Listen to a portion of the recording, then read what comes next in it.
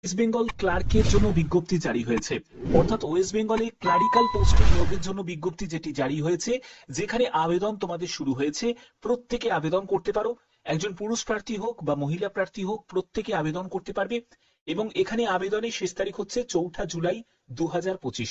প্রত্যেকে আবেদন করতে পারো। সম্পূর্ণ ডিটেলস ইনফরমেশন এই ভিডিওর মাধ্যমে থাকছে, অবশ্যই ভিডিওটাকে শেষ পর্যন্ত দেখো। খুবই গুরুত্বপূর্ণ একটি আপডেট তোমাদের কাছে দিতে চলেছি। তো চলো মূল পিডিএফ এ চলে যাচ্ছি।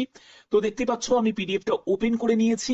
সম্পূর্ণ তোমাদের পশ্চিমবঙ্গের মধ্যেই তোমাদের পোস্টিং হবে, এবং যে পোস্টে তোমাদের নিয়োগ করা হচ্ছে সেটা হলো ক্লারিক্যাল পোস্টে তোমাদের নিয়োগ করা হচ্ছে। তো তোমাদের কোথায় নিয়োগ হচ্ছে সেটা হলো S N Bose national centre for Basic সায়েন্সে, কলকাতা। দেখতেই পাচ্ছ যে পোস্টে নিয়োগ করা হচ্ছে, অ্যাকাউন্টস ক্লার্ক পোস্টে নিয়োগ করা হচ্ছে।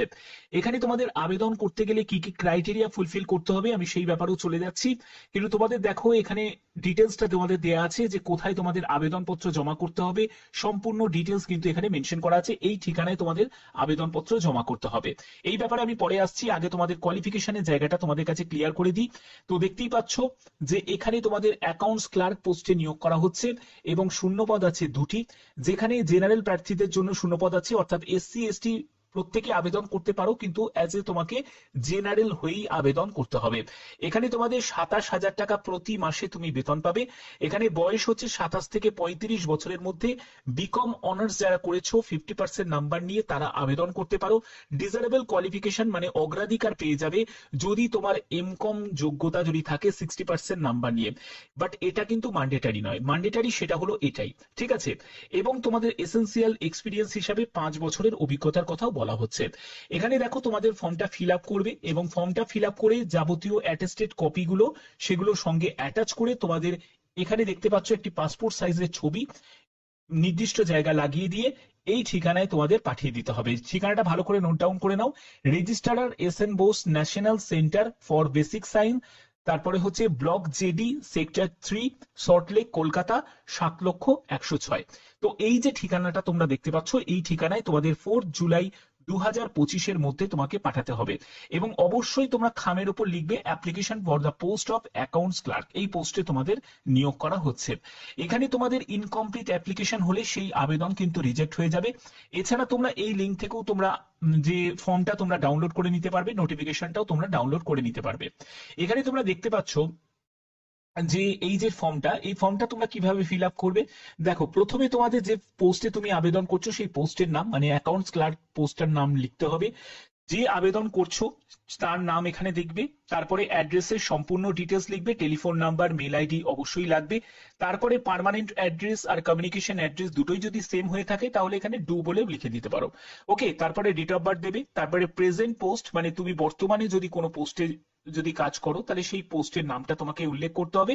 তোমার এডুকেশন কোয়ালিফিকেশন, প্রফেশনাল কোয়ালিফিকেশন সম্পূর্ণ তোমাদের এখানে দেখো। তোমাদের এমপ্লয়মেন্ট ডিটেলস এর যে অর্ডার গুলো দেওয়া আছে সেগুলো তোমাদের এখানে ফিল করতে হবে, এবং তোমাদেরকে প্রেজেন্ট পে দিতে হবে। তারপরে ডেট অফ অ্যাপয়েন্টমেন্ট, তো এইগুলো তোমাকে এখানে দিতে হবে। এবং এগুলো হচ্ছে যারা এমপ্লয়ি তাদের জন্য।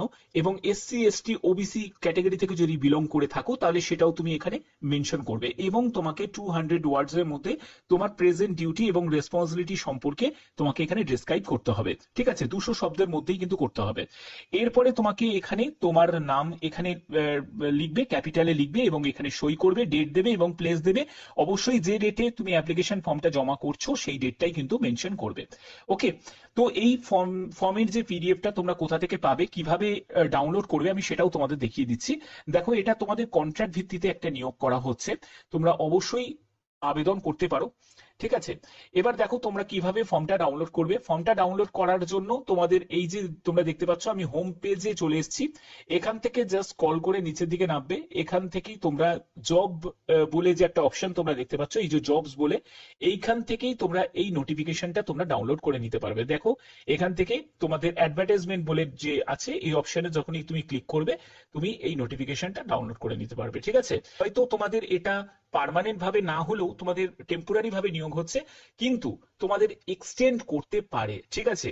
এবং সেটা যেহেতু এখানে কোনো মেনশন করা নেই যে কত বছরের জন্য নিয়োগ করা হচ্ছে, তো অবভিয়াসলি তোমরা প্রত্যেকে আবেদন করতে পারো। এবং খুব ভালো একটা সুযোগ, যেহেতু পশ্চিমবঙ্গে বিজ্ঞপ্তি জারি হয় না, এবং এই বিজ্ঞপ্তি জারি হয়েছে, যারা যারা আবেদন করতে ইচ্ছুক তারা ভালো করে একবার ভিডিওটা দেখে নিয়ে বুঝে তারপরে আবেদন করে দিও।